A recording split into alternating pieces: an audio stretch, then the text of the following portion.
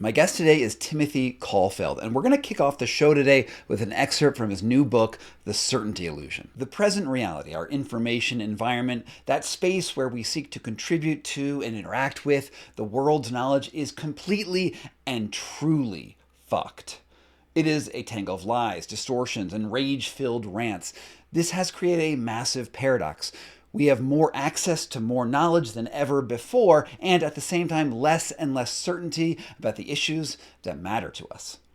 Much like the Buddha, who said that the only constant in the world is change, the only constant in our information ecosystem is that what we know about the world is a hopeless morass of half-truths, lies, genuine brilliance, and deliberate obfuscation.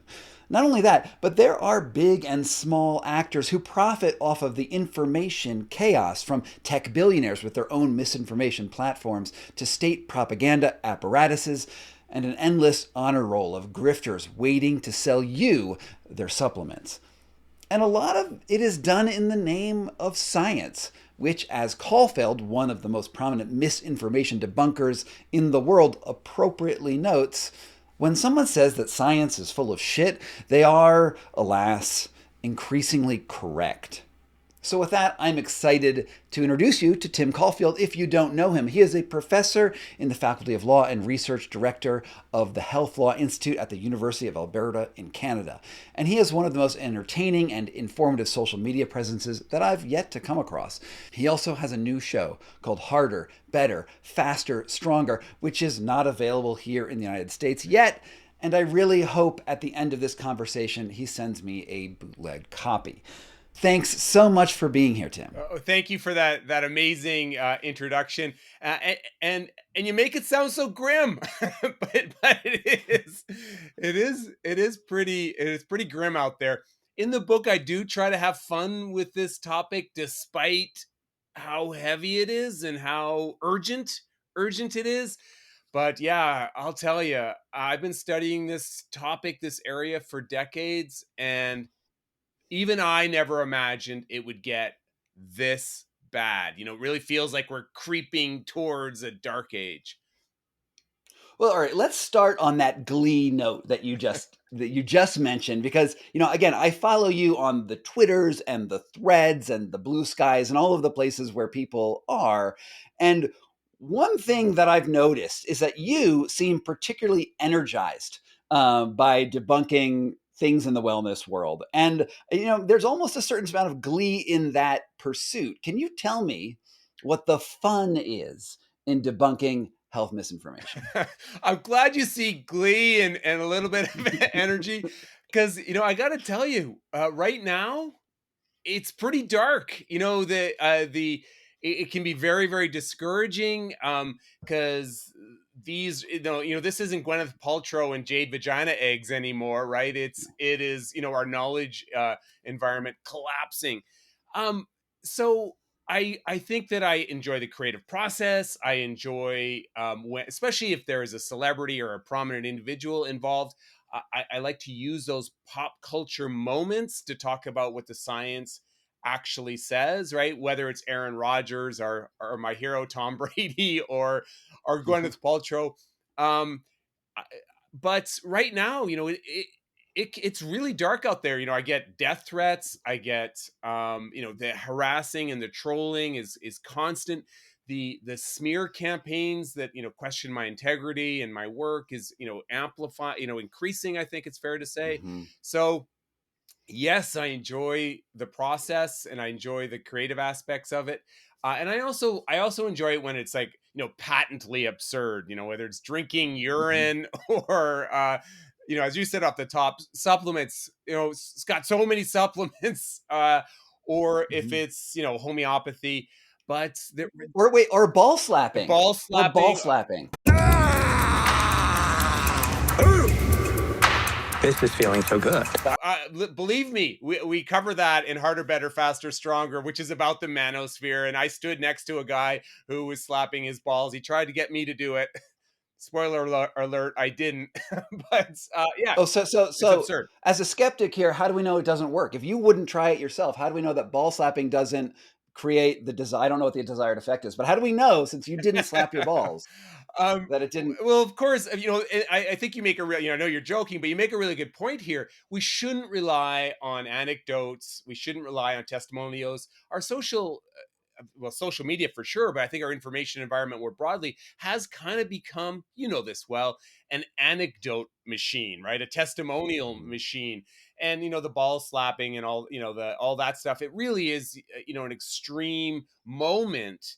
And they're often colorful characters who are supporting it, that gives it this veneer of, maybe this is real. And they usually name check some kind of ancient wisdom or something like that to give it some kind of Mhm. cultural exotic feel. Can I say that about ball slapping? And so look, There's a sensation, and if any of our listeners want to know what that feels like, if you're listening to in the privacy of your own home, you can do that yourself. look, there's something with ball slapping too. Is there's something called scientific plausibility, right? You know this. There's Yeah. no scientifically plausible reason that it should work. There is no scientific evidence to suggest that it would work. And by work, it means if you slap your balls, you'll increase your testosterone, you'll become more manly. And then they make all these other claims. You just become more energized, more centered, and all the usual things that come with wellness woo. Um, you know, there is no other sort of adjacent research that would suggest that Mhm. this would work. So you can make I think a reasonable claim that this is not complete nonsense, and such Mhm. nonsense that it would probably be a waste of resources to actually study it in a clinical trial, for example. And by Mhm. the way, that's something that isn't noted often enough. The resources that are wasted studying stuff that clearly is absurd, that got prominence because someone was selling a product or trying to create a brand. Um, be to disprove it, right? So you waste resources and patient time and etc. to disprove something that was scientifically absurd, and we see that happen all the time. And by the way, it happens at scale, right? It happens at scale with things like Mhm. ivermectin and hydroxychloroquine and other things where there are clinical trials that say it doesn't work, but the our information environment keeps claiming it does, and so we have to waste resources to debunk it. Better example even is the Wakefield nonsense about autism and Mhm. vaccines. The millions of dollars that have been wasted debunking something that was scientifically absurd to begin with. So yeah, but What ball do you slapping think doesn't work. Wakefield's absurdity? wrong. Wait, so absurdity, that's an interesting thing to dwell on just for a moment, because basically what you're saying is that there is a category of knowledge out there, which is absurd knowledge, and this should not be studied. Is that really what you're saying? Because I can also imagine that some things that sound absurd might be worth studying. Like, how do we like actually honestly engage with that question versus just being dismissed as haters of the cutting edge or whatever it is that the other side would say? Yeah, I love this question. This is a great question. And so when I tackle this, say when giving a lecture to the general public, and I'm talking about misinformation, I do try to use examples like drinking urine, ball slapping. You can pick the absurd stuff that is demonstrably false. So what does that mean? We have a body of evidence that says it's demonstrably false. It's not scientifically plausible. Homeopathy would be a good example of that, right? The laws of physics would have to be wrong in order for homeopathy to work. Um, and that's not to say, and I talk about this in the book actually, Scott. That's not to say it's not possible, but it does increase the amount of evidence that you need to, when something is very implausible, you need a lot of good evidence or very convincing evidence to prove it otherwise. I, I I think there are some topics, and you know what, we've talked about cold plunges, right? Where I wouldn't say it's scientifically implausible, right? There is mechanisms of action that might be at play, etc. I'm a skeptic. I think the evidence points in a particular direction with that, and then even supplements. There's a potential that there is an active ingredient that might have an effect. I think we have a large body of evidence that tells us we should enter the supplement sphere with a great deal of skepticism. But yeah, so I do kind of put this stuff on a continuum. And when something is demonstrably false, body of evidence, scientifically implausible, it's a good starting place to have these conversations. Yeah, I mean, I think that's really fair, because, Always keep an open you know mind. I want to. That's mhm. important. Sorry to interrupt, because I think that is No, important. no. Well, so you mentioned ice baths. I am a noted ice bather, right? I've written books on ice bathing. I do saunas. I do a lot of the stuff that in the wellness, like it's funny, like before this sort of genre of sauna ice bath really, really hit the manosphere, I was writing books about it because there are things about it that I really love. And I always knew that the science was at best B plus, right? And I write about, it's like, hey, this is cool. It makes you feel good. Don't make that next health claim, right? There's the next set of health claims, which are like, this cures cancer, this does X, this actually has a clinical, identifiable mechanism that definitely has a health outcome down the road. Because honestly, I would if the science was there, but it's not there. It's just like, because the bar of evidence to get to those claims is very, very difficult. Um, I think this is a really important point, Scott, because and again in the book I talk about this. It's not like a lot of these wellness people are saying, the evidence, it's kind of foggy. There's some interesting work being done in the animal space and some, weak studies involving humans, but right now we really don't know. I enjoy it. That's not the pitch. The pitch is this works, right? It's definitive, right? This works. It's going to do X, Y, and Z for you. And that, in some respects, makes my task easier, right? Because I can say, look, these definitive promises are not supported by the science. Watch this space. I'm skeptical. And history tells me that skepticism is often correct, but um, it, it's not definitive. And so many of these claims are presented, whether you are talking about wellness, woo, or other things, health halos, as definitive, and it's just not the case. so one thing I have noticed with basically every health influencer out there, right, is that the good ones usually start off with in early in the career they have some good things to say, right? And then there's the movement as like more shows happen, they expand outside of their understanding and they start talking about stuff they don't know about. This is a process. We need a good name for this process, but it is identified not only in the wellness sphere but also like the fintech influencers. They do the same thing. And I think one of the problems is the difference between inductive and deductive reasoning, right? In deductive reasoning is like, hey, we've got some evidence, and we know that there's effects in the world, and then we take that evidence and we sort of work backwards to understand the mechanism, and then we have an explanatory model. Whereas inductive reasoning is, I have a good understanding of biology. I know how some pieces fit together. And based on that, I'm going to YOLO an outcome from this mechanism and say that this is how it works. And then you can do this one supplement, this one protocol, this one ball slap, this one thing that you do to get the outcome. And I guess what I'm wondering is, why has that change become so prominent? Like, why is it like defining a mechanism for people become more important than defining an outcome for people? I think you're being kind in how Maybe. this happens.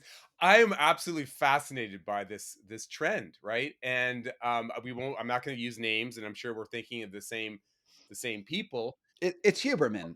We're talking. No, no, go on. Yes, I wasn't going to say the name. I'm absolutely fascinated by it because you see it happening again and again and again, and they're getting paid by supplement companies, they're getting paid by other wellness companies, and um, the in the scientific community, their legitimacy starts to evaporate, but they become increasingly influential more broadly. And I don't know what's going on in their heads, and I don't want to question their integrity because I genuinely don't know. But I think it's reasonable to speculate they become part of a community and they feel a lot of support from that Mhm, community, and they know the community wants to hear about X, Y, and Z. I mean, even Jordan Peterson has, you've the evolution. mhm, Look, I'm not saying he's always been controversial, I think, as an academic, but that shift is absolutely fascinating. I can name other ones in academia that went from respected to being a talking head on Fox News, and it is a mhm. fascinating evolution. Um, and it's really disheartening, obviously, because holy cow, do these people have influence now? I do think you're right. What you described, that process you described, I think is pretty spot on, right? I think it's pretty spot on. and it is a little bit of this wishful, almost it feels like wishful thinking, right? We need these different kinds of things to recommend to support the brand that I've built, and the Hmm. process that you described allows that to happen, right? It allows that to Hmm. happen. So yeah, I think at scale, I think it's about critical thinking skills, about how science actually works, and media literacy, and also just an understanding of how hard science actually is. You and I both have been following this for a really Hmm. long time. This is going to sound really cynical, but I'm going to say it anyway. Usually it doesn't work out. When you're talking about science, it usually doesn't work out. Science is hard, it's messy. If you just look at clinical trials, so if it's an animal study, you can if you're a betting person and there's a Hmm. super positive animal study, you could still bet the house this is not going to make it to a clinical trial that is going to have a benefit for humans. Okay, so even getting into clinical trials, if you have your favorite influencer saying this is in clinical trial, you could still bet the house. It's a phase 3, we'll Hmm. say. You could still, no, let's say phase 1. You could still bet the house that phase 1 trial is not going to make it to a clinical trial. That would still be a relatively safe bet. I think it's like 10%. Scott, does that, I believe, Yeah. depending on what area, some areas it's higher, some it's lower. Um, so, Well, especially for investigative new yeah, drugs, like when you're talking about new but even pathways, like yeah, interventions, Mhm. and Mhm. also the effect size shrinks, right? So even if it gets to clinical trial and it's being applied, that the headline revolutionary new drug, the effect size shrinks. You When I start my class, and I am I have my class on Wednesday, I often ask, name 10 genuine medical health breakthroughs, right? Where that has been Mhm. kind of revolutionary. It is hard. It's not stem Mhm. cells, it's not genomics, it's not microbiome. You could go down, it is the Antibiotics, GLPs. vaccines, GLP-1. I'm at 3. Exactly. Anesthesia, maybe, Oh, anesthesia for sure. yeah. Yeah, anesthesia. Hygiene, Well, hygiene. does that count, right? Clean water is probably number one, right? Even though people are Mhm. drinking raw Mhm. water now, there aren't many, right? So, and I'm a science geek. I love this work, but always have that skeptical hat on when you're seeing these promises being made. GLP-1s, like, in am I right, Scott? Like, in our lifetime, and I was skeptical. I had my skeptical hat on, saying, "Oh, it's not going to be as beneficial as Mhm. everyone's saying it is." We still should do research. Still got to follow outcomes. Still got to look at side effects. But in our lifetime, this has been a Well, pretty amazing. Pretty amazing. but we have decades of research on GLP-1s. That's the thing that's so amazing is we're showing it and we're announcing it as if it's a new thing. But these have been used in, I believe, diabetes and have been approved, gone through safety protocols, animal studies, everything. And then you're like, oh wait, no, we have a new use for it. So to think that it's new is just not true. It's actually been around. It's just got the media hype and um, the secondary popular usage of it. And the amazing thing about GLP-1s, and I'm thinking like, I want to go on GLP-1s because there's so many like downstream effects, like anti-Alzheimer's, Yeah. possibly like all of these things that could be great with it. And the beautiful thing about GLP-1s inhibitors, right, is that they will be off patent. And I'm an American. This matters. I know you're in Canada and you've got great healthcare, blah, blah, blah. I don't know, I'm an man. American. It's everything's changing here too. But next year, they will become off patent. It's the first range of them, and then they should be generic, so anyone could get them cheap. Because right now it's like $1,500 a month in America. Again, Canada, blah blah blah. But it is an incredible drug, and you make it also a very important point how that was built on a foundation of science that was Hmm. unfolding, just like the mRNA vaccines were, right? Decades of research led to that, those vaccines.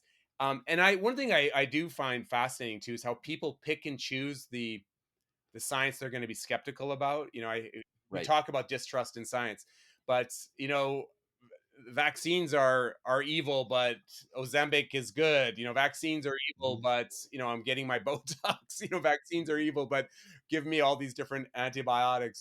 Vaccines are evil, but I'll take all these completely unproven supplements that aren't regulated appropriately and likely are, have a chance of being contaminated and have adverse effects associated with them.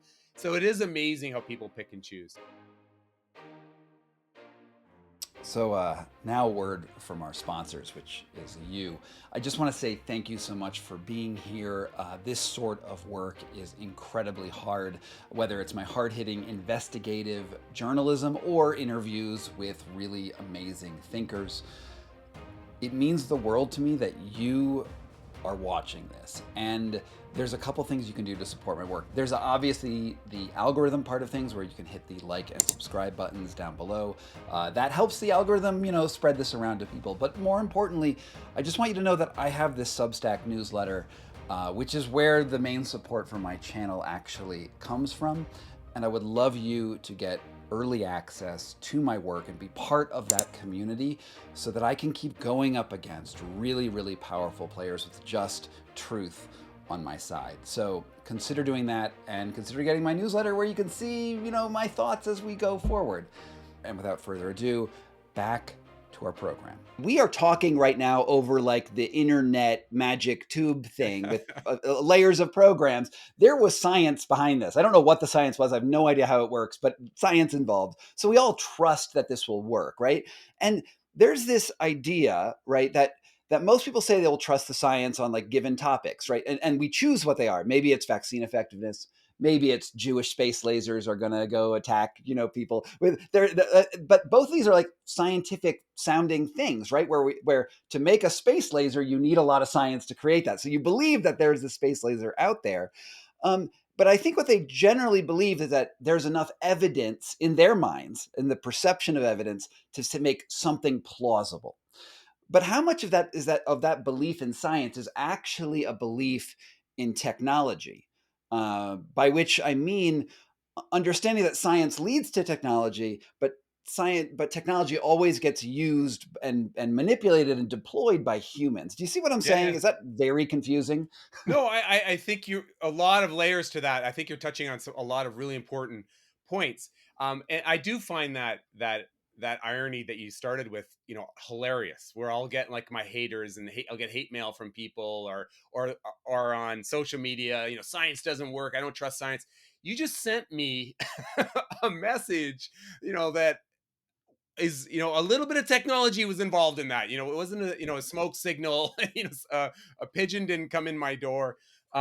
It was a massive amount of science that allowed that to occur. So somehow that science is okay. And I've had numerous people respond, listen to this disconnect. That's not science, that's engineering. And I think that people do kind of separate sort of the practical applications of science to things that they feel, like vaccines or biomedical research that somehow seems different. It seems like a culture they don't trust. So, in the book, I talk about how the Enlightenment won as a brand, right? No one says my idea has less science. No one says my product has less science. It just says it has science I trust associated with it. So, no, if we went out, as again, I joke about this in the book, most surveys show that people trust science, right?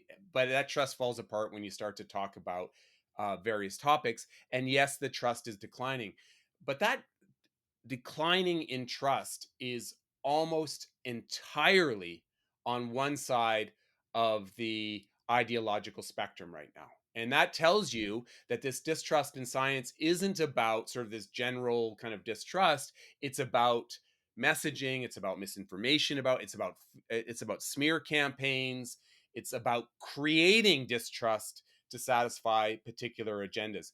And this is true in Canada also, Scott. Like the research is very, very consistent. And I want to pause here with an important caveat.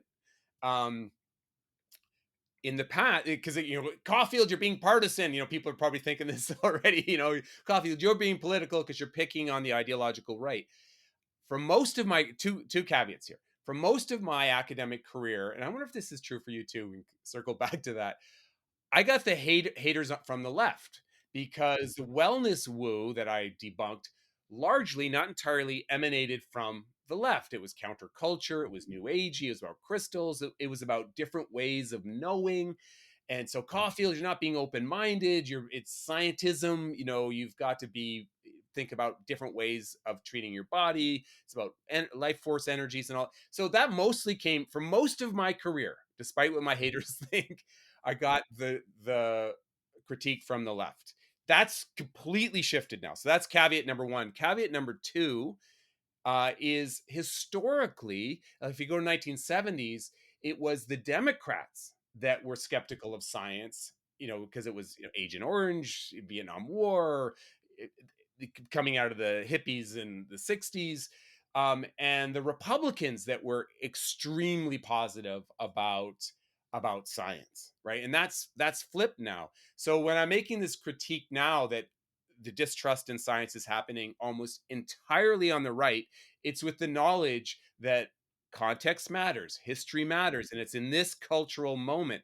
But still, the evidence is very, very strong and very, very consistent that this is the case right now. And why am I raising all that? Because I think this is a very important point, that the distrust in science is being driven by the spreading of smear campaigns, misinformation, in order to create space for particular alternative narratives and to help forward political agendas.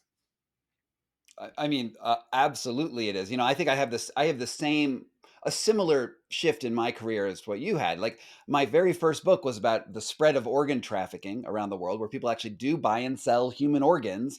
And a lot of it, I mean, there's a criminal component, but a lot of it's also major medical institutions are involved in that and support it. And I write about criminal clinical trials that have happened. Like, I was very anti big pharma. And in the modern world, I'm like, what? But big pharma does do a lot of good stuff too. It's just like these economic systems, which are horribly corrupt. And when humans get involved, there's problems.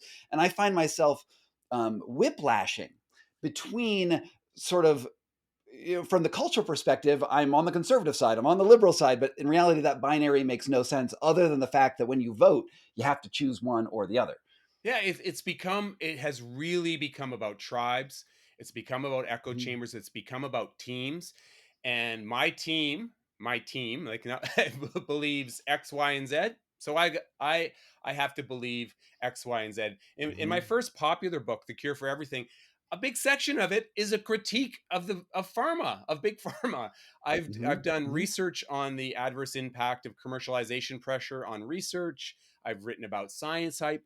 None of that matters, right? Because if you support vaccines, you are an evil supporter of big pharma. And that binary thinking, you can't have any nuance, right? It's either you're on our team or you're against us, happens for every single topic. And it's really unfortunate. But Scott, it's super powerful. It's a very effective tool, alas.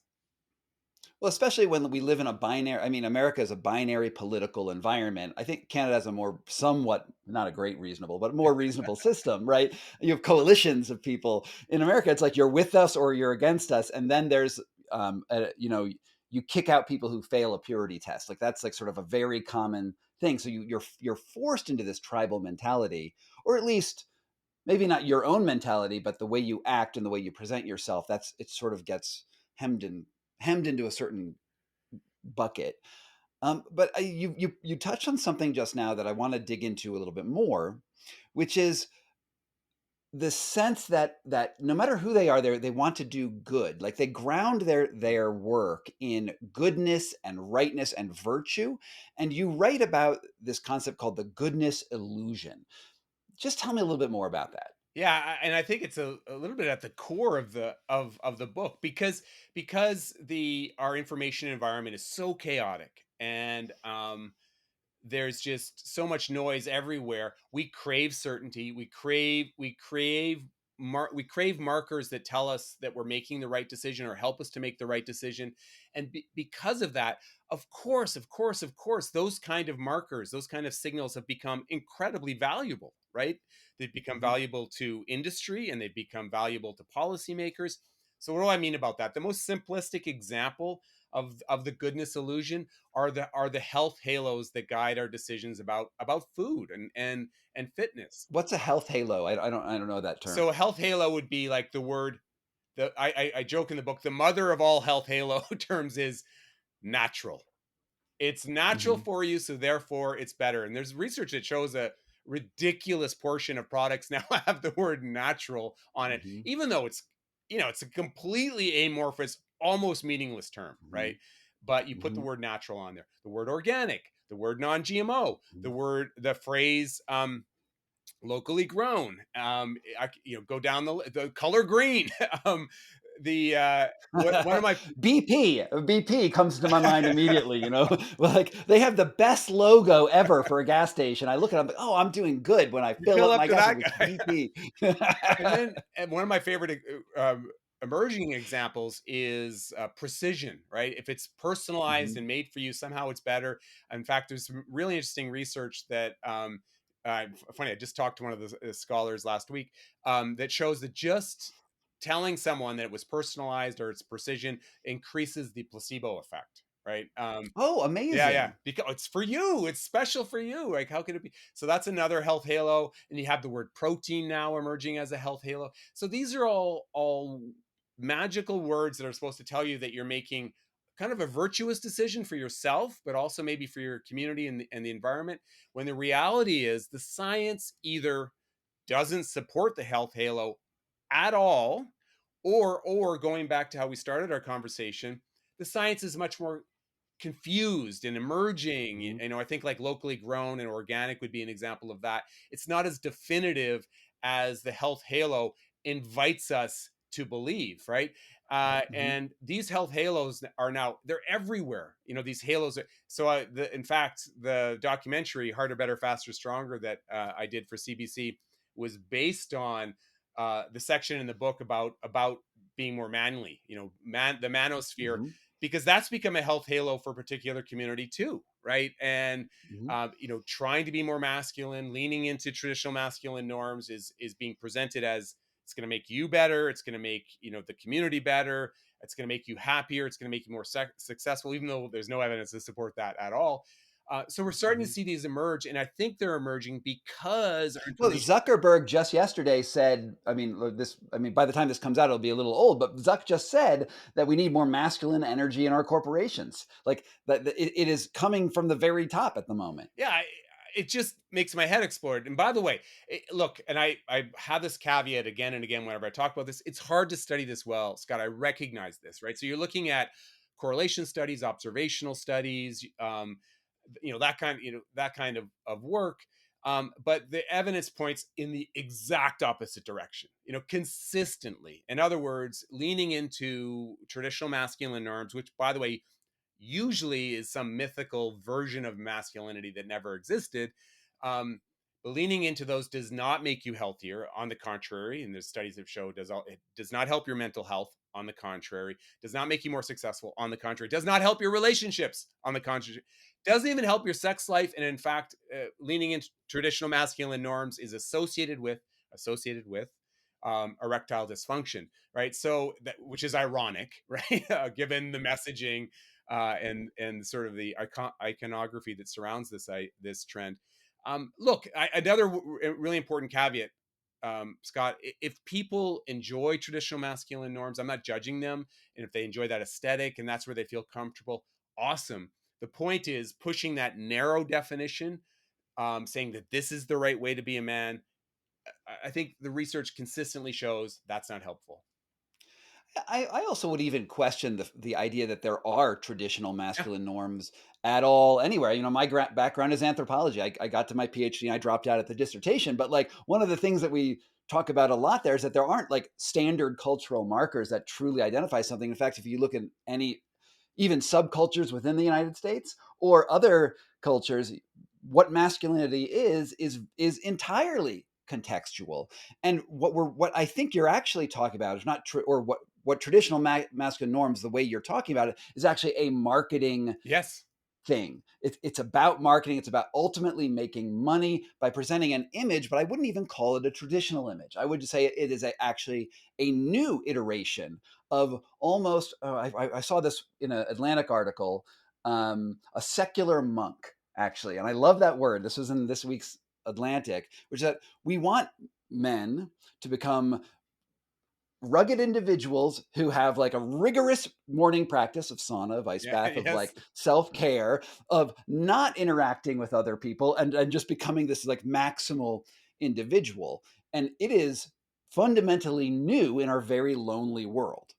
I think this is an excellent point. And when we talk about the manosphere, I bet your listeners can picture the archetype that this Mhm. individual looks like in their head, that which is being Can we do presented. this part with our shirts off? Can we Yes. Is a kettlebell involved? Likely, right? Likely. I love kettlebells.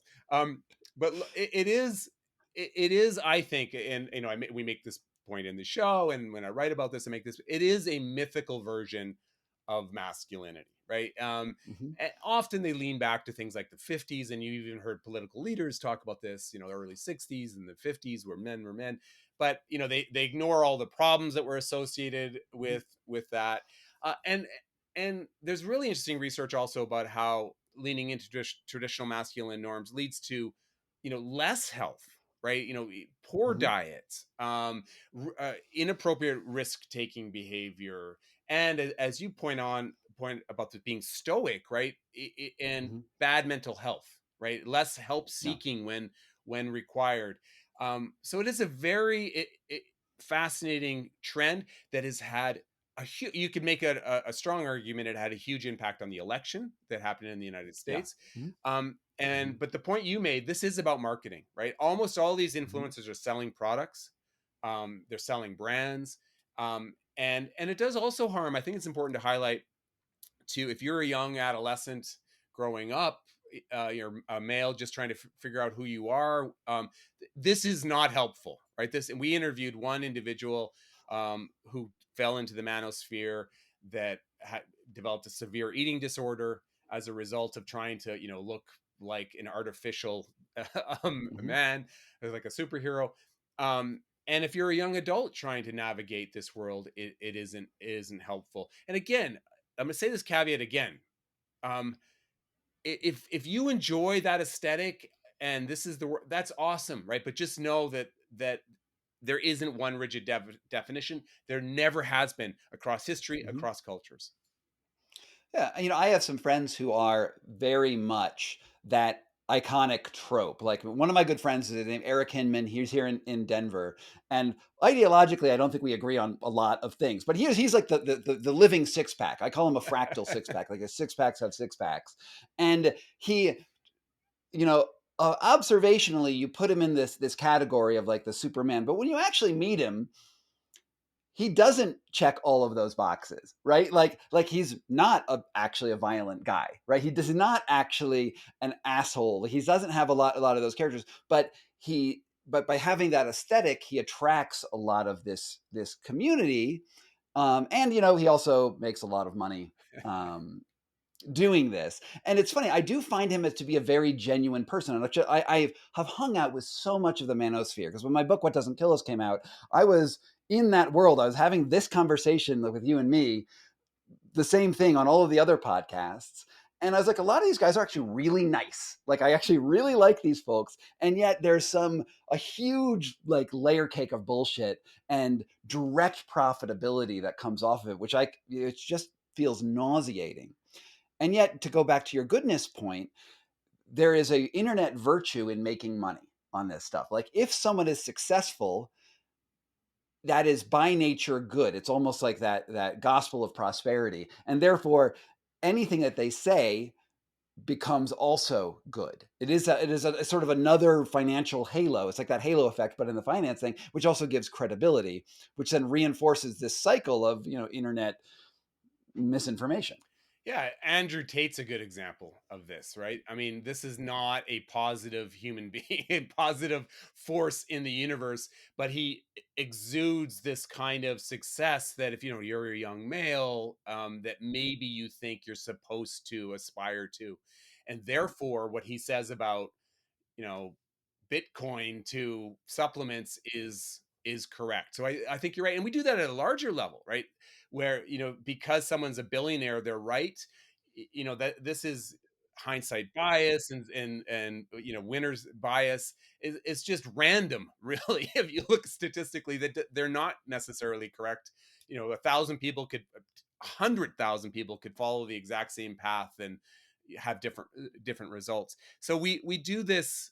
Absolutely. I think we, especially in market economies, we assume that there's something virtuous about that.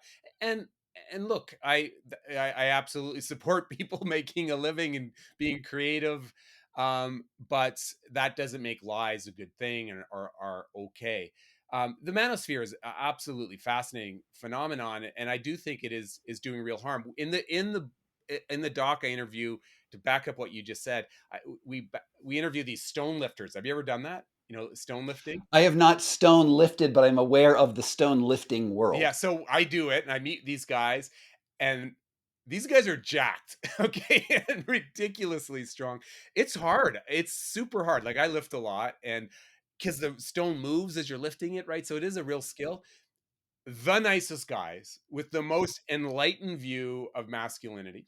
So that's one group. And then I interview this guy who's um a car racer, a drag racer, right? Top fuel, pro drag racer. He calls himself the fastest gay on earth, right? He's gay and he's got rainbow drag race, rainbow car, and he likes traditional masculine norms. That's where he feels comfortable. He just wants that world, to welcome him as he is. So it's just a wonderful kind of continuum of the point you just made.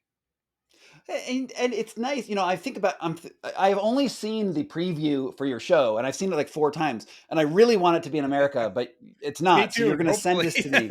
this to me. You have to send this to me at some point because I want to watch it. But it's funny to talk about something like a monolith of traditional masculine norms, because in that photo where you're next to the ball slapper, who is like, I guess, this symbol of a certain type of masculinity, and you're next to him not ball slapping at that point, you're also making the point that there are many ways to be a man. Like, you are a man on the internet, I am a man on the internet, and who's to say we're not traditional? Like, who's to say there's any less credibility there versus an Andrew Tate or a Mike Tyson or a Joe Rogan, or it's funny that we almost have made this Aristotelian ideal, and we're pretending it's out there when it's really not. And it is a health halo. I think that's important to. It's being presented. This is good and virtuous to be like that, and if you're not, you're bad. And to go back to that idea of the basket of ideas, right? So if you are, pro vaccine, right, or if you are concerned about the environment, you are a beta cuck, soy boy, right? You can't be this ideal fake version of a man if you hold those views. And the other fascinating thing, and I wrote an article about this, is how um being called you're having your masculinity question in 2025 is considered a massive insult, which is just incredible that that's where we are right now. And I wrote this article about, whenever my haters write me, they call me Timmy. And I looked at 1,000 posts where someone sent me a note with the word Timmy, and 999 of them, I'm not kidding, were hate mail, right? Insults. Because if you use the word Timmy, you're trying to emasculate me, you're trying to treat me like a child, which is also bizarre because my buddies still call me Timmy. My mom called me Timmy. I love in fact, in the documentary, and this is a little bit of a spoiler, I have a friend, Timo Kamira, who's a famous artist in New York. We grew up together. We're really close friends. And we go to Tim Okamira, and Tim Okamira and I go to a tattoo parlor, and we get Timmy tattooed on our Oh, arm nice. so we can own it. Probably see in the comments of this video, someone who I probably didn't even watch the video will then say that we're both beta cuck Yeah. something or other. We are, someone's fucking our girlfriends or whatever it is. Like, that is the way that it goes. And it really just shows that how prevalent misogyny is, like how that is the insult, to literally emasculate by putting someone on the other gender. And It's it's it's amazing it's they also think it's an unimaginative. insult. Like, Mhm. why would I care? Like that they Mhm. actually think that it's an insult is fascinating, right? Yes, 100%. All right, I want to ask you a question that flips a lot of this, flips you on the other side of a certain binary, right? And it's this: if you, Timmy Caulfield, were going to profit off misinformation, what would your first steps be? Who would you try to emulate, and would it be easy or difficult to do? So, oh, you want me to profit off of? Yeah, Oh yeah, yeah, yeah, yeah. that's You easy. just switch. Sell supplements. Sell Mhm, supplements. It's a very low entry point. I could phone up. My friend Dr. Jen Gunter has thought about doing this actually. mhm, Um, you can get a mass produced supplements incredibly. The profit margin is huge. Who know? You could put almost anything you want in there. The regulatory hurdles are very low. And in fact, How I would think you convince them that your supplements are better than, say, Andrew Tate's supplements? so. You want to talk about? I'll use science exploitation. So I'll use sciencey words. I'll Mhm, talk about the microbiome. I'll talk about stem cells promoting regeneration. I'll make sure that the website looks very clinical but still mhm, engaging and positive, right? That this is going. I'll use a little bit of scaremongering that talks about how conventional medicine or these other things are hurting you. Okay, so I'll use a testimonial. I'll use scaremongering. I'll use sciencey words to promote it. I'll make it look as real as possible, and that is for sure, the fastest path to profit in the health misinformation space. And then when you start to build this brand around that, you can start selling other products. It has gotten so bad that I think supplements support the marketing of supplements support um, the misinformation universe more than any other mhm, product. And this is going to sound like hyperbole and overstatement, and maybe there's a little bit of that. This is my own bias. You have to recognize your own biases. mhm, Always be skeptical of supplement claims. Um, I take zero. I take zero. Um, mhm. there's interesting conversations about vitamin D. There's interesting conversations about omega 3. Interesting conversations about who should be taking protein. Um, but definitive claims about supplements, um, it should always be a big red flag. Yeah, outside of like scurvy or beriberi, Yeah. where supplements like are now pharmaceuticals, they're the claims are ridiculous. I was thinking about the same A really question important earlier. caveat, I want to make sure if you go to your science informed clinician and they say you have a genuine deficiency, that's very different than the marketing we're talking about in the massive supplement Mhm. industry. Sorry, go ahead. No, absolutely, absolutely. Um, so the idea that I had is I was going to do a company that scams the world. Looking at it, I actually don't think it's supplements. I've decided that it's actually natural alcohol, because we're going to this big anti-alcohol thing. I was like, well, what alcohol did our ancestors drink? And then I'm going to go to like Chung, sort of barley beer, maybe whatever the Mongols drink. I think it's fermented camel blood, something along this line. Ira, something like that. I think there's a market for naturalized alcohol with I that support love your this. microbiome. This is brilliant. Mhm, This is brilliant. mhm. Uh, gluten free. Could you do gluten free? I think we can probably make that work. Gluten Yeah, free, yeah, for sure. non-GMO, Ancestral natural, grains. Mhm, organic. And then, so they used to have personalized alcohol. I don't know if you knew that. You could get a genetic test and they tell you what mhm, alcohol was best for you, what flavors you would like the most. I actually tried this for another show mhm, I worked on. mhm. I think it's brilliant. It's a brilliant idea. Yeah. Even though there are these distilleries in Scotland that have been making whiskey for, it's more Mhm. natural than that, though, right? The oldest corporation in the world is a beer manufacturer, a beer brewery in Japan. So they already have a certain leg up. But no, I mean, I'm sure that natural wine coming out of the Republic of Georgia, brewed in Kveveries, is 8,000 years old. So it had to be good, right? It had to Be better make the than. Georgians.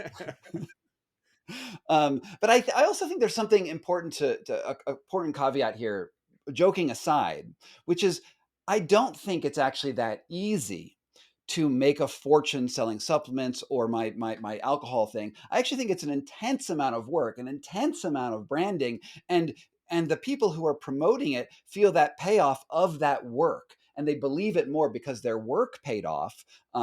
And they hired branding people. They put in 700 hours, to make this thing happen.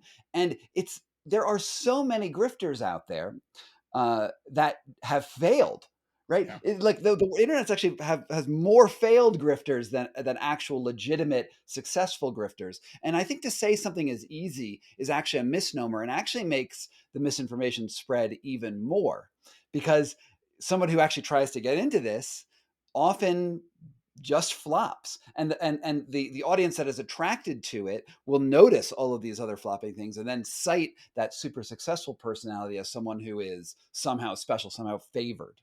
Yeah, they're going to be really good at pushing nonsense, right? So that's going to be the dominant narrative. And studies have consistently shown that extreme stuff wins on the internet. So that's also going to be favored, right? I in my magical supplement, it can't be something that's going to make you feel slightly better, right? It's going to have to be something extreme that plays on perhaps concerns that are emerging, vaccine injured, for example. So you're right. And I actually talk about this in the book. It's rigged to support and reward the extreme and the very wrong, because those are the things that win, and those that are presented, as you just argued, presented well and convincingly, right? That so this is the stuff that's going to be the dominant messaging. Yeah, in your book, you wrote, we're talking about like the decline of truth in or at least the way we understand truth and interact with truth, and social media, we all agree, has destroyed those guideposts, right? It's you go in there and it's awash with misinformation, but also brilliance, and you're not sure where to find truth. But you did write in your book that there are some guideposts still out there. What are they? Yeah, and a big theme in the book is these guideposts are being torn down. Like it's getting harder to find good science, right? Hmm. Because of predatory journals, fake journals, vanity Hmm. journals, fraudulent science, retracted studies that just don't go away. That all these things are polluting the scientific literature, and unfortunately, are how we reward researchers and how they get funding kind of contributes to all that, because the pressure to produce fast and exciting work um, makes the science less trustworthy, right? And I think more importantly for the general public, it makes messaging that can be exploited to sell Hmm. bunk. So Hmm. one of the things I argue, well, first of all, just recognize that our system, our information environment is rigged against us, and yet another caveat, Scott. Hmm. That doesn't mean being cynical, right? You need to recognize that there's good work out there, right? Because the danger is you say that you just don't believe anything, and that's also a Hmm. mistake. Know that there's good work out Hmm. there, but you have to be patient, and you have to find it, and you have to support it.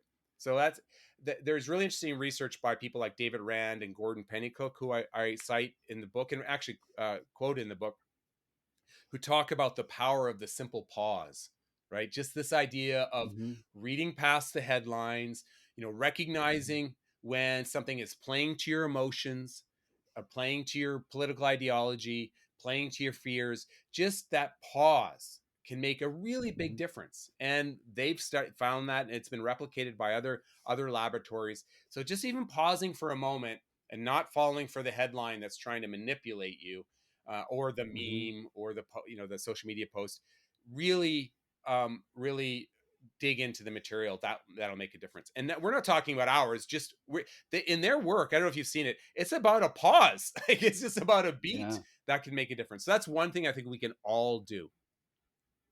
It's so hard to do that. So this conversation is going to play on YouTube, right? And when I put this out, there's going to be a thumbnail, and it's going to be up against everyone else's thumbnails, right? And there's going to be a title, and it's going to be up against every else's title. And in order to make this sing, I need to do a more engaging moment. There's a competition for attention. And if I'm going to make people watch this interview, the more salacious a thumbnail I can do. Timothy Caulfield says you should drink natural beer. Boom. Better than Timothy Caulfield has a nuanced idea of how science information works. So in that idea, like, is it better for me to compete with a a clickbait, let's say, attention grabbing misinformation in order to get people into the information well? Or do you just give up and just say just a few people will click on this? It's a really great question, and I get this critique. Well, I'll speak at a scientific community, Mhm. speak at an event that's mostly academic researchers, and the critique will be, "Are you doing more harm than good by being out there?" Mhm. Right?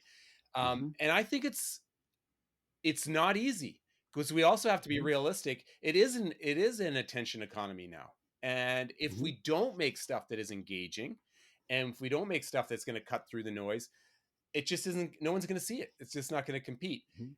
But I, ever the optimist, I think we can do both. Just because it's hard, Scott, Mhm. doesn't mean we shouldn't do it, right? Right.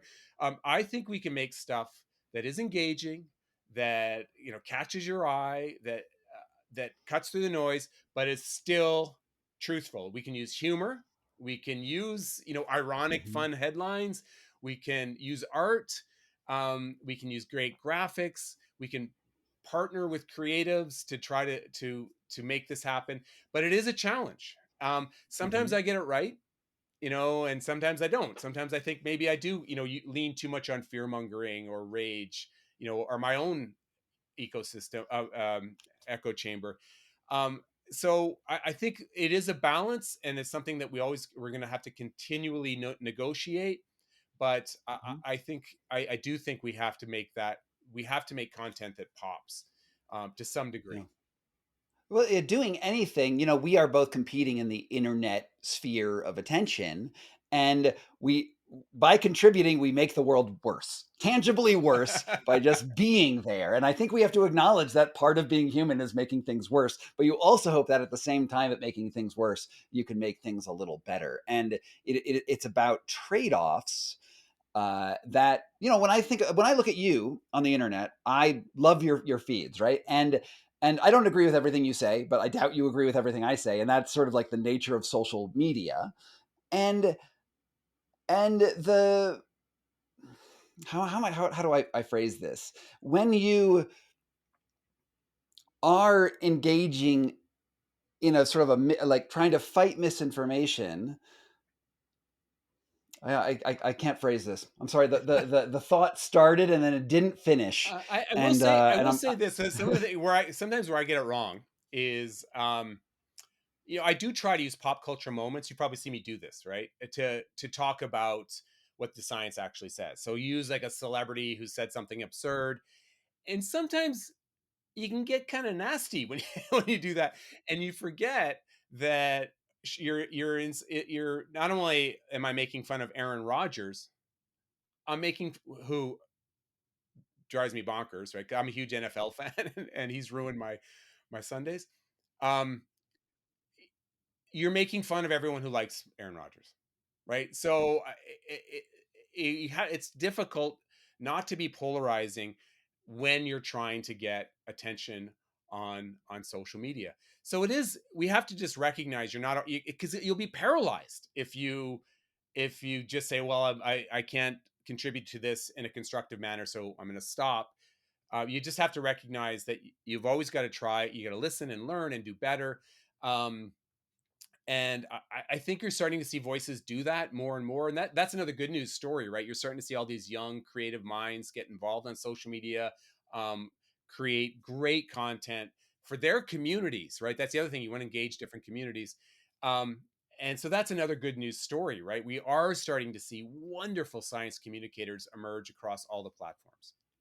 Well, I think actually here's where my brain had turned off, and I'm going to turn it back on. Is that we're in this economy where it's an attention economy, but it's also a financial economy. And I don't know how much money you're making doing your things, but I'm sure you're making some money doing television programs, or else you need a new agent, right? You're like we're presenting ourselves in a way, because we live in a capitalist system, and we still have to make money just like those influencers have to make money, and you have to use these techniques, and there's sort of like a good way to do it and a bad way to do it.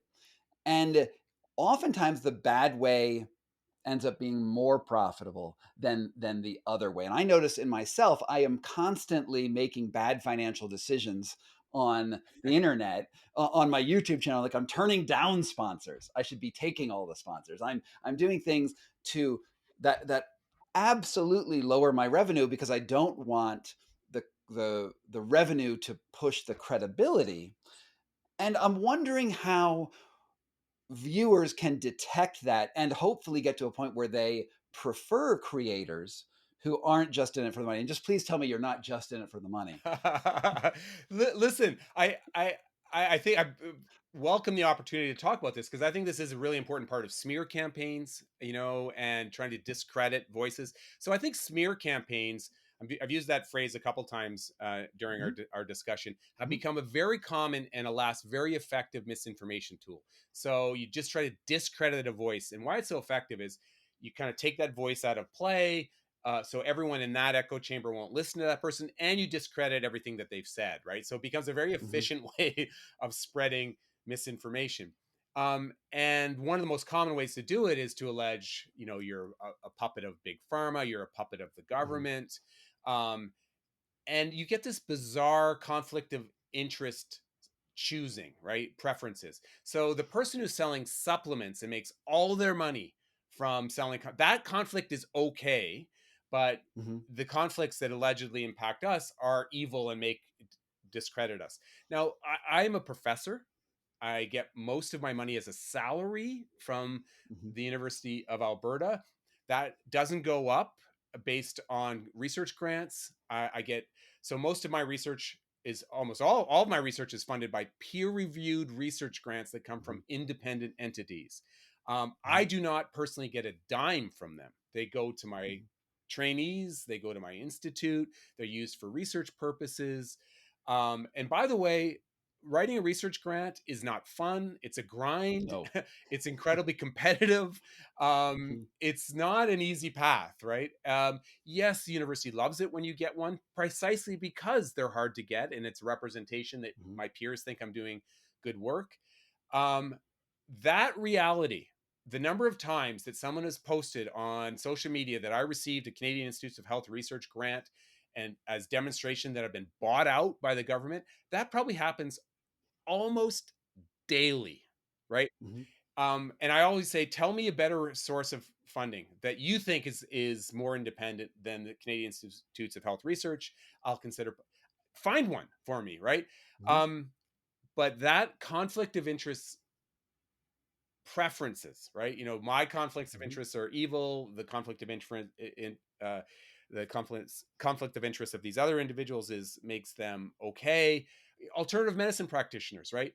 If that research is wrong, they're out of business. That is a pretty profound, like if their mhm, substance doesn't actually work, be it homeopathy or something else, they're out of business. That's a pretty mhm, profound conflict of interest, right?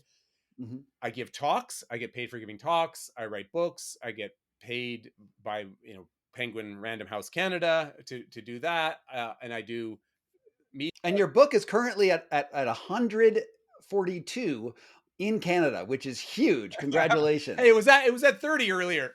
That's bad news. It'll go back up. um, it you get the idea, right? That these things Mhm, are we live in a market economy, and understanding these conflicts of interest, I think, are real. It's really important.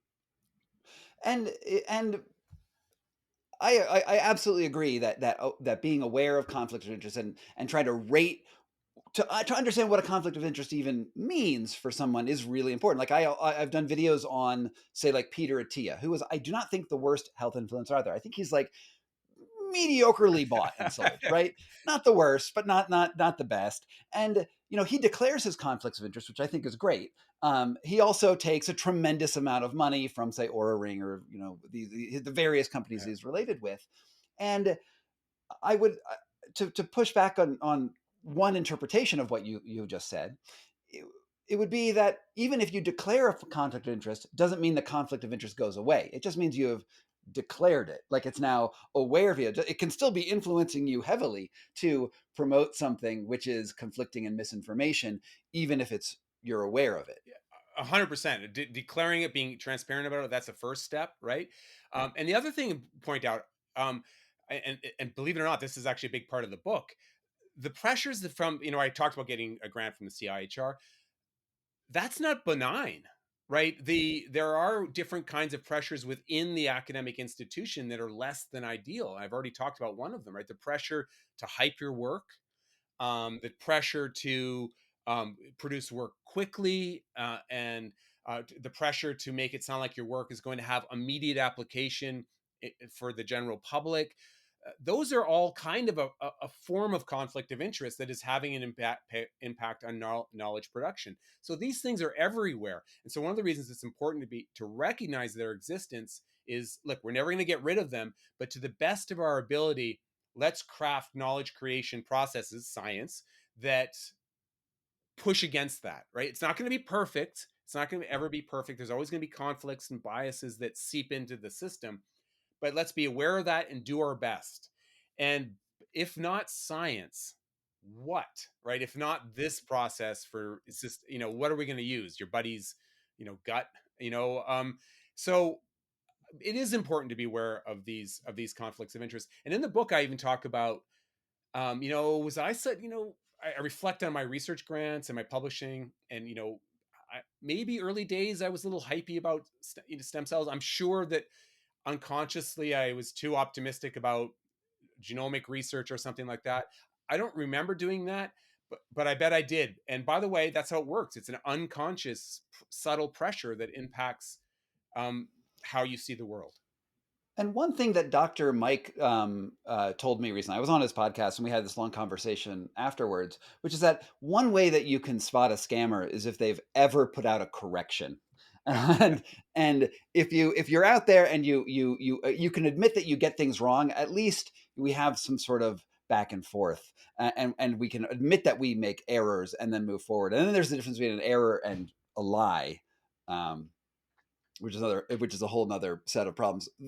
A question that I want to ask you, which is not dead center in your research, but as an academic, I think that you may have an interesting perspective here. I have been looking a lot at the connections between venture capital and science misinformation, where you were talking about research grants, where you go to your university, you're applying for a grant, and then the university will get usually like 40 to 60% of that money that goes to like university overhead. You never see a dime of it. Just the university profits on the fact that you wrote that grant. And they also will profit off of IP that comes out of you. And I know you're not in biotech, but if you were in biotech and you were working on the next GLP-5, right, the next big miracle drug, if you sold that into to a venture capital firm, the university would again get a major cut of that money. And one thing that I'm worried about, having had many conversations with venture capitalists over the years in sort of a more informal capacity, is that I think that big money profits off of creating ideas that will be outrageously profitable, and that they can exit before the company or the idea collapses. And I see it as a connection between scientists and universities and venture capital.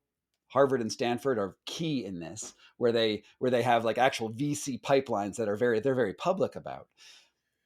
Have you seen sort of similar things where it's not just the individual influencer level, but there's actually the puppet master, big capital involved?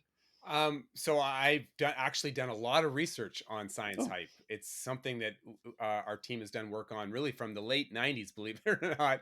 I'm that old. And I think you're right. I think your intuition and your investigative um, uh, gut is correct. There is, and this is that commercialization pressure I mentioned briefly earlier. There is intense pressure to create commercializable products at universities, right? And by the way, the how much the university gets from this varies. Sometimes it's a little, sometimes it's a lot. It's different arrangements across the country. And the other thing is, you know, a lot of patents, most patents are worthless, you know that, right? Like Mhm. they go Mhm. nowhere. So that, you know, we also have to be careful not to hype the concerns about Mhm. IP. Something we've actually done research on way in the past. But more fundamentally, this pressure to create, let's not even say commercializable, but sort of a product that has immediate implications is huge. And I talk about, you know, stem cells is one of the best examples of that, right? Think of the incredible hype around stem cells when they first emerged. And it's a fascinating story, right? Part of the reason we have so much hype is because it was a controversial technology, because it, you know, destruction of embryos, and, you know, how could, you know, human dignity was engaged early days, and therefore scientists who were justifying it had to say you can't stop this because it's going to revolutionize medicine. So out of the gate there was hype language, and then it became, we're gonna have all these stem cell products, you're going to be able to cure all these diseases, and a lot of that was driven by, it's big science. So whenever you have big Mhm. science, you need big resources, you need long-term commitments. This can't be, okay, this is going to be really hard. It's going to be iterative. It's going to be slow. We're going to have 2 steps forward, 3 steps back. But I still think we should invest billions of dollars, right? Mhm. It doesn't work that way, right? And so you've got to make it sound like this is going to revolutionize, and all these Mhm. companies are going to come in. And I did a study again a while ago where I looked at the economic promises. So this is Mhm. spot on to the point you're making, Mhm. Scott.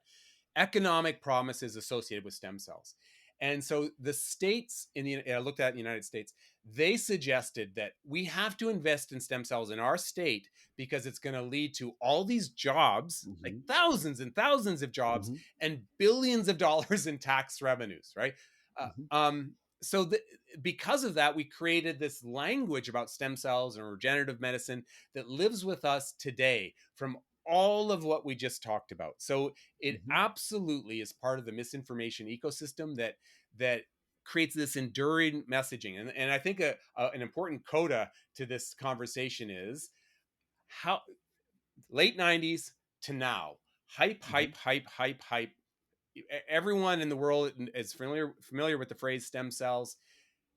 How many stem cell products are actually ready for clinical use? Almost none, despite what Mhm. you might see advertisements for. You know, we have the cancer bone marrow transplants. We have some interesting eye stuff going on. Mhm. Yes, incredibly exciting research happening, but it has not revolutionized medicine or healthcare at all. Mhm. And the promises are almost always over promises. Yeah, the pitch is you cook up some stem cells, however you make them, right? Pluripotent, whatever, and then you inject them into the site of the problem, and then the stem cells black box fix it. Yes.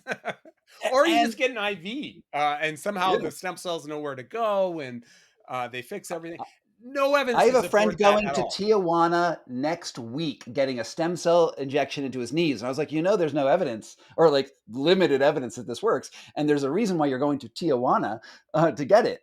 And and he's like, but it's my only hope because his knee is in so Well, they much play pain. on He has. hope, right? They play on hope. Mhm. All of these, and we've done some research on this. They play. It's this industry is supported by testimonials.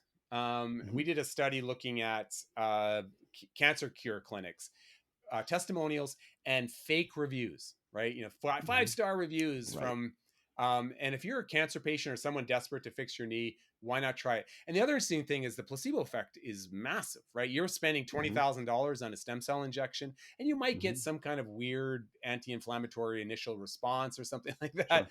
But Mhm.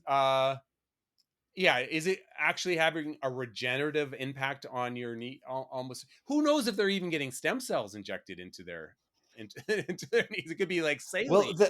the fascinating thing is that this guy who's going to TJ next week told me that he can get cord blood injections for like $500. So cord blood is the umbilical cord, cut it off, and there's some stem cells in it that are great if you could get them. But I'm like, how do you get them so cheap? Like, are you stealing? It's either a crazy body market, and like my background's in organ trafficking, so it's possible, or you're just straight lying to people based on hype, and you rely on the placebo effect, which actually has amazing clinical results and that we don't totally understand how it works, but you can sell it because you're aware that it does occur.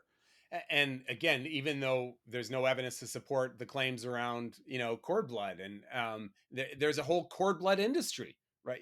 Massive industry where you're supposed to store the cord bloods of your kids in case, so they might be, no evidence to support that at all. Has an adverse impact on public cord bloods. So it is, and I work very, very closely with the stem cell research community in Canada. I was part of starting the Canadian Stem Cell Network. We have a grant right now on it. So this is like not like I'm anti stem cells. I helped craft the International Society for Stem Cell Research first clinical translation guidelines. So yeah, I'm very I talk about this from a place of believing in the science and being mad about the hype. Man, that's the world we live in. That's the um, the negotiation that we all have to make when we get into the world, right? We want therapies. We want to push the cutting edge, right? We want to get to the cutting edge, knowing that half the things that on the cutting edge fall the wrong side of the knife. And as every patient, they want better health outcomes than what are currently available in science, right? Because we all want to not age.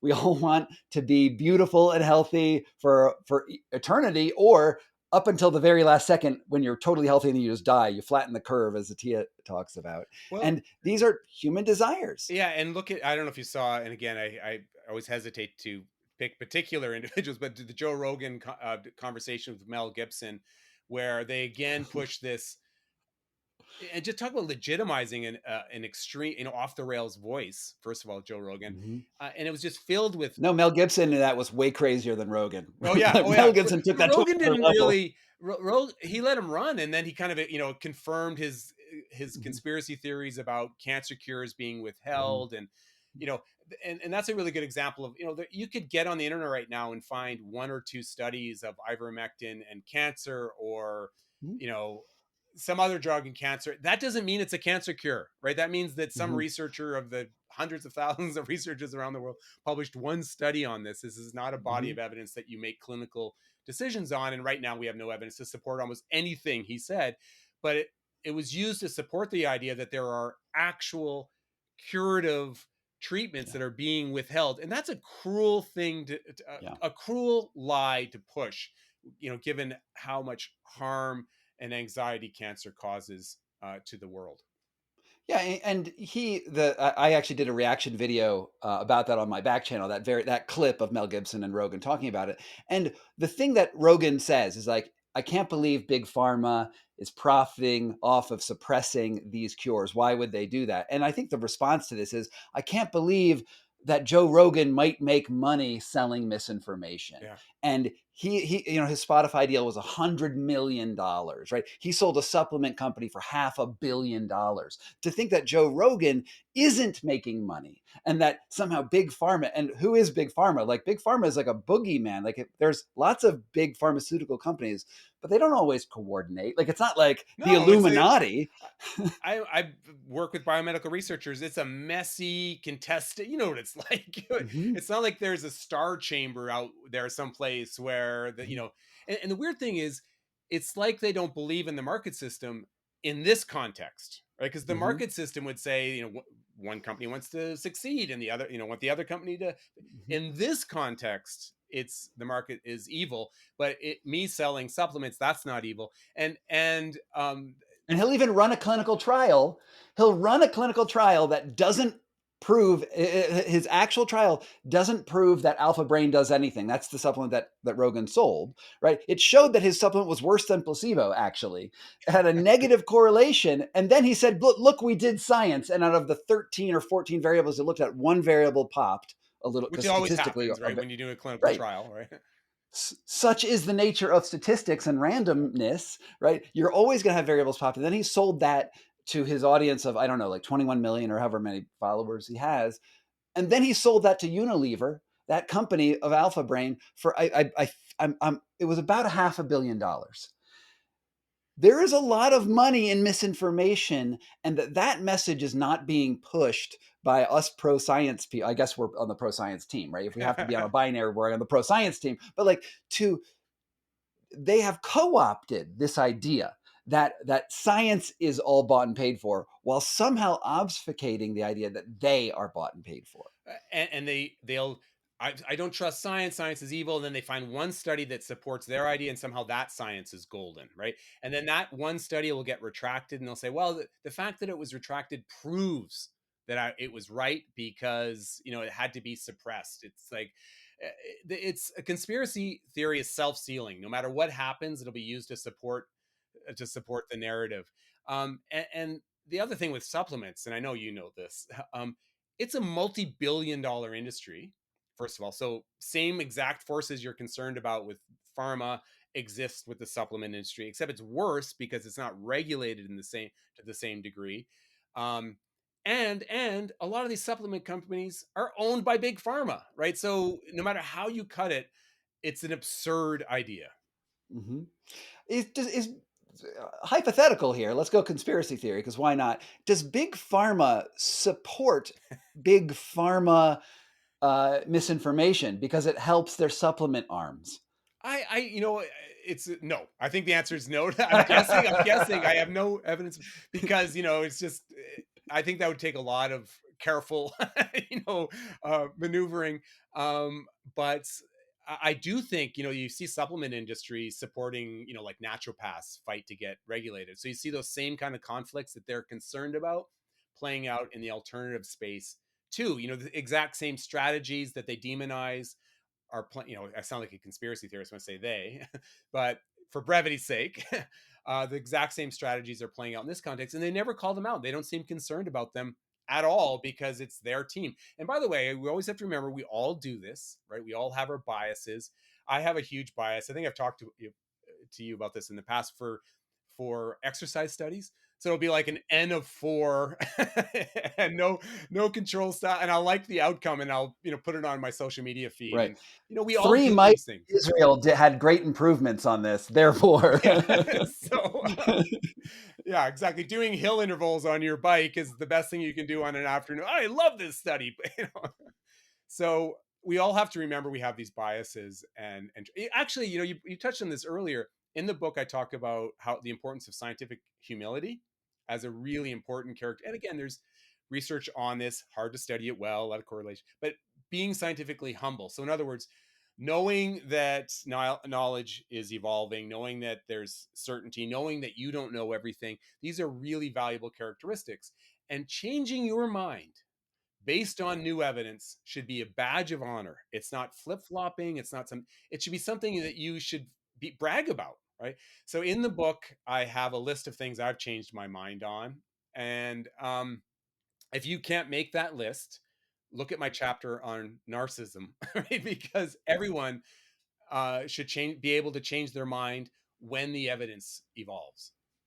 yeah, absolutely. And otherwise, you are a liar, because if we're not evolving, then we're stuck, and then you just double and triple down on the lies. Here's I think the last question I want for you, because we are very skeptical of all of this health misinformation out there, and I think that we live in a world where these influencers have gotten very, very powerful, and they're in a point where they are stuck, right? Where they can't change because they still need to sell their supplements and their whatever. They have to keep their YouTube channels alive. And you don't do that by sticking to your old stuff. You have to go to your new stuff. But there are people who I used to respect, because I used to be friends with Andrew Huberman. We used to hang out, right, back in the day. And then he got famous, and then things went off the walls. And I want to know, is there a way to bring those voices back onto the right side, because they are very popular, they are very influential? And how do you save them, or do you kill them? Like, where is I don't see many other options. Like, do you coexist with them and outperform them with the metrics? That doesn't seem efficient. So how do you bring them back into the fold, or is it not possible? Oh, what a great question. I think it is important to just emphasize how powerful they are, right? Mm-hmm. They are. I mean, you can make an argument that Joe Rogan, for example, is one of the single most powerful voices in America, maybe in North America, maybe in the Western world. I know that sounds Mhm. completely absurd, but he really does move the needle on so many different topics. I mean, how did we get here? That phrase that I just said is probably true. Is incredible. Mhm. And Huberman and there really are incredibly influential voices. So the pessimistic side of me says that you've already touched on this. They are so dug into their position they can't change because their brand is. Mhm. RFK Jr. is a good example of this, right? Mhm. His brand is X, Y, anti-vax, anti what, he can't change. He cannot do a U-turn because his entire brand is built on it. And I think that's true about many people. Now, so that's my pessimism, being the pessimistic side of me.